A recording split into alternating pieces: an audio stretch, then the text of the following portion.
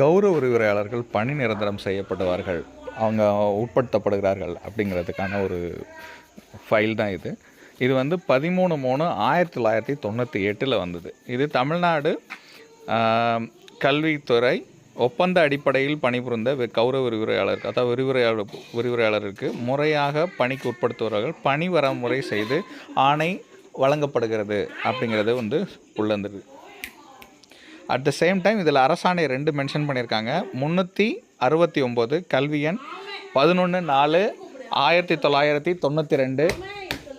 அதுக்கப்புறம் பார்த்தீங்கன்னா 26/3/1993. ஸோ இந்த 2 கடித எண்ணோட சேர்த்து 97 ஒரு கடிதம் எண் சொல்லியிருக்காங்க.